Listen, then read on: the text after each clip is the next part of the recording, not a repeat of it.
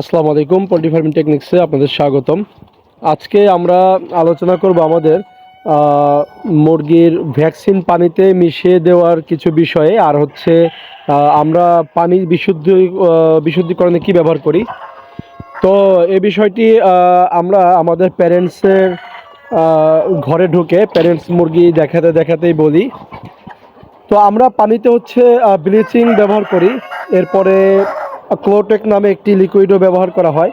তো ব্লিচিংয়ের মাত্রা হচ্ছে আমরা ব্যবহার করি 10 লিটার পানিতে 1 গ্রাম, 10 লিটারে 1 গ্রাম। তো আমরা দেখা যায় যে 100 লিটার ড্রামে 10 গ্রাম ব্লিচিং ব্যবহার করি। আর ক্লোটেক হচ্ছে আপনার 8 লিটার পানিতে 1 ml ব্যবহার করি হচ্ছে 8 লিটার পানিতে ক্লোটেক।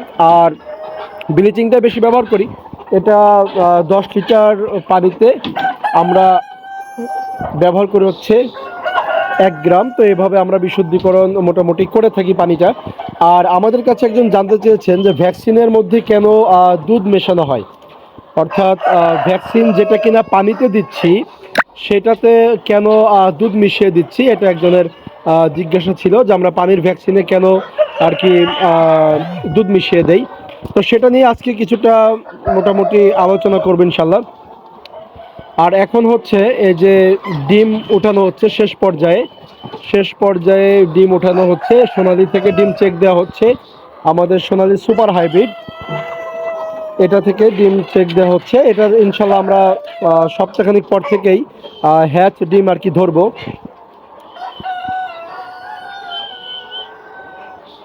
লাস্ট ডিম চেক দিয়ে যাওয়া হচ্ছে। তো যেটা বলছিলাম যে ভ্যাকসিনে কেন দুধ মিশিয়ে দেওয়া হয়, ভ্যাকসিনে দুধ মেশানোর কারণ হচ্ছে যাতে করে মুরগি ভালোভাবে ভ্যাকসিনের পানিটা খেতে পারে। অর্থাৎ পানিতে যে ভ্যাকসিনটা দিচ্ছি ওই ভ্যাকসিনে কেন দুধ মিশিয়ে দেওয়া হয়, দুধ মেশানো গুঁড়া দুধ মিশিয়ে দেওয়া হয় এজন্যই, যাতে করে কিনা দেখা যায় যে মুরগি পানিটা ভালোভাবে খেতে পারে, পানির স্বাদটা যেন কোনো রকমের দেখা যায় যে বদলে না যায়, পানির স্বাদটা যেন ভালো থাকে। আচ্ছা, আমরা খামার থেকে বের হয়ে এই কথাটা বলি, কারণ মুরগির প্রচণ্ড আওয়াজ আসছে, এতে করে হয়তো বা কথা সঠিকভাবে বোঝা নাও যেতে পারে। তো আমরা ভ্যাকসিন পানিতে যখন ব্যবহার করি, মূলত কারণটা হচ্ছে যে যেই কারণগুলো তার মধ্যে অন্যতম হচ্ছে যে আপনার পানিতে ভ্যাকসিন দেওয়ার কারণে পানির স্বাদটা যদি কোনো রকমে বদলে যায়, এজন্য লিকুইড দুধই ব্যবহার করতে হয়। এছাড়া কিন্তু ভ্যাকসিন পানিতে মিশিয়ে দিলে ওই সময় কিন্তু পানি বিশুদ্ধিকরণের জন্য ব্লিচিং বা আরও যা যা ট্যাবলেট জাতীয় আরও যা লিকুইড জাতীয় আছে এগুলো কিন্তু কিছুই ব্যবহার করা যাবে না। শুধুমাত্র পানির স্বাদটা যেন ঠিক থাকে, মুরগির যেন খেতে ভালো লাগে, এজন্য কিন্তু দেখা যায় যে মোটামুটি দুধটা ব্যবহার করা হয়, শুধু দুধটাই ব্যবহার করা যাবে। এরপরে হচ্ছে আরও কিছু কারণের মধ্যে আছে ভ্যাকসিনের কাজটা যেন দ্রুত হয়, কারণ মুরগির খেতে ভালো লাগতে পারে, মুরগি তাড়াতাড়ি ভ্যাকসিনের পানি খেয়ে ফেলবে, এতে করে কিন্তু দেখা যায় যে মোটামুটি ভ্যাকসিনের কাজটাও দ্রুতই হয়ে যাবে। আর আরেকটি বিষয় হচ্ছে যে সাধারণ পানিতেও কিন্তু ভ্যাকসিন দেওয়া যায়, সাধারণ পানিতে যে ভ্যাকসিন দেওয়া যায় না বিষয়টা এমন না, কোনো লিকুইড দুধ বা কিছু ছাড়াও কিন্তু ভ্যাকসিন দেওয়া যায়। তবে সেই ক্ষেত্রে দেখা যায় যে মোটামুটি পানির স্বাদটা একটু অন্যরকম হয়ে যায়।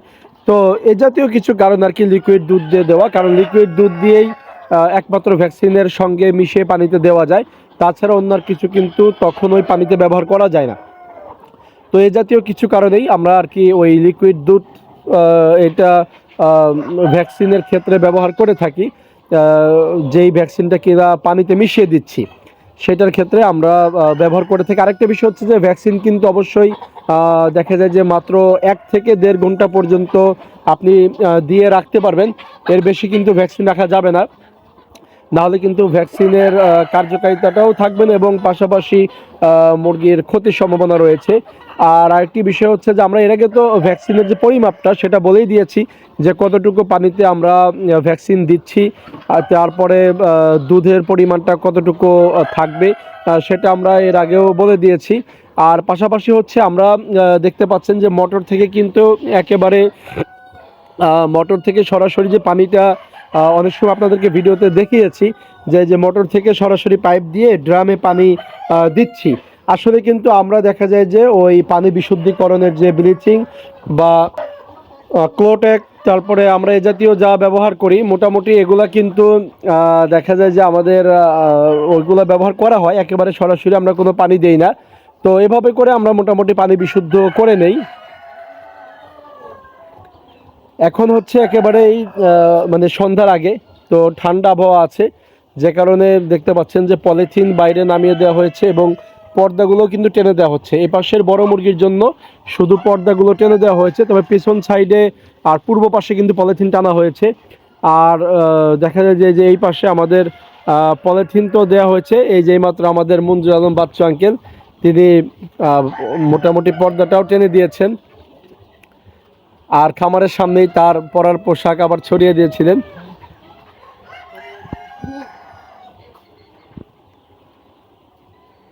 তো যাই হোক, আপনাদের মুরগি পালন সম্পর্কিত যে কোনো বিষয় সম্পর্কে আমাদেরকে কমেন্টস করতে পারেন। আর পাশাপাশি জানার কোনো বিষয় অবশ্যই আমাদেরকে জানাবেন, আমরা চেষ্টা করব সেটার উত্তর দেওয়ার। এবং চ্যানেলটিকে সাবস্ক্রাইব করে আমাদের সঙ্গে থাকবেন ইনশাল্লাহ। আসসালামু আলাইকুম।